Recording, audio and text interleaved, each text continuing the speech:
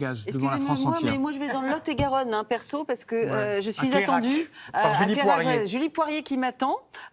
Et c'est pas par hasard, c'est pour y déguster du miel. Christelle Balestrero va approuver, Il y a j'en du suis sucre sûre. dans le miel. Attention, c'est quand même pas la même. le miel des abeilles de Gascogne.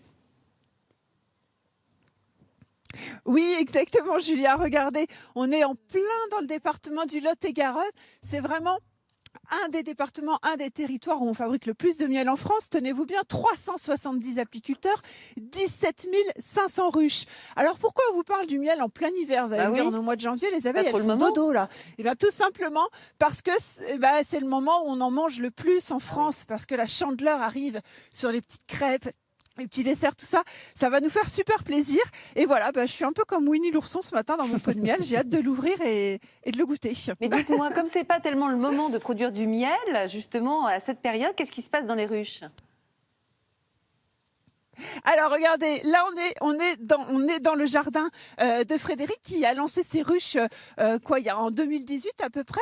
Qu'est-ce qui se passe en ce moment? Elles font dodo là, c'est ça les petites abeilles? Alors oui, d'abord elles ne fabriquent pas du miel, elles produisent. Oui, c'est vrai, pardon.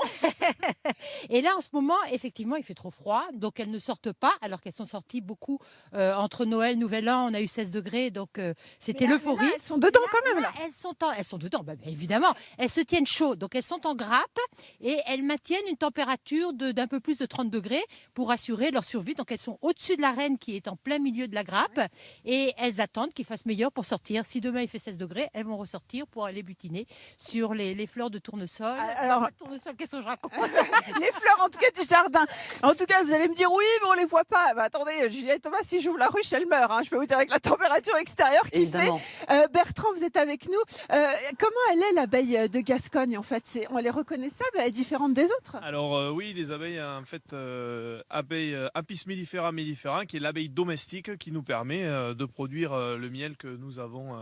À la fois des abeilles sauvages. Effectivement, l'abeille domestique, elle cache une forêt d'abeilles pollinisatrices. Il y a plus de 1000 espèces d'abeilles de pollinisation. Voilà. Donc voilà. Et après, il y a celles qu'on élève et qu'on met à l'intérieur de la ruche et là, ça travaille. Les buckfast, mais je récupère aussi des essaims sauvages, donc d'abeilles noires, que j'enruche pour les protéger, pour les soigner contre le varroa et essayer de les protéger contre le frelon asiatique qui est un ça c'est le fléau, problème. Le climat, le frelon asiatique. Bon, ce matin, on va plutôt vous faire rêver un peu avec le miel. C'est la semaine du miel dans le Lot-et-Garonne. Et voilà, on fait plein de produits avec le miel. Regardez ce beau pain d'épices qui a été fait par Frédéric. Alors justement, Julie, c'est quel type de miel on fabrique en Lot-et-Garonne?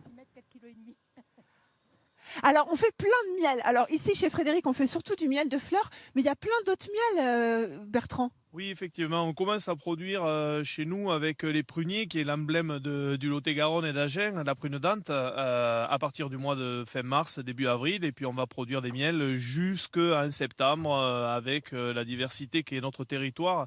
On a plus de 70 productions en Lot-et-Garonne, donc agricoles, qui permettent aux abeilles de récolter plusieurs miels, mais aussi nos forêts de la lande de Gascogne jusqu'aux forêts du bas Périgord. Ouais, on a envie de goûter tout ça. Allez, c'est la semaine du miel. Regarde, on fabrique plein d'autres choses avec le miel, des cosmétiques, des petits gâteaux maison et tout. Mais nous, on vous a amené le chef quand même, Bernard qui est avec nous. Qu'est-ce qu'on va manger ce matin? C'est tout simple. On monte une petite génoise, vous voyez, mais à froid, vous voyez. Alors vous savez, vous connaissez l'histoire, que ça fasse le bec. Là, on monte en froid, voilà, ça fait. Oh là là, il y a un peu de vin, il y a un peu de vin. Voilà, et ça, on va l'incorporer avec une poudre de noisette de la farine. Conjointement, on a fait une crème anglaise au miel. Alors attention, c'est plus subtil que l'on ne pense, parce que la génoise qui est là, au miel, cuit à 180 degrés. C'est une variété de miel qu'on ne passe pas tout à fait la même. On change le parfum. On ne cuit pas n'importe quel miel à n'importe quelle température. Il faut aller voir le chef pour ça. Avez la crème anglaise. Allez, qu'est-ce qu'on s'est fait ici du coup? Alors, la crème anglaise, un peu moins de 60. C'est fini, ça va être fini, alors, chef. Ça, c'est la génoise, mais forme cannelée, avec crème anglaise au miel. Et la chantilly. Caramel beurre sel au miel et champignons au miel. Allez, super. on goûte. On peut les retrouver sur le marché au miel samedi. Ah, la chance. Merci, Julie. Du 25 mars au 5 février. À Paris, on vous recevra avec plaisir. Eh bien super, chef. Je vous laisse refaire le bec. Un peu. Refaites-moi le bec, c'était très drôle. C'est normal. On vous laisse.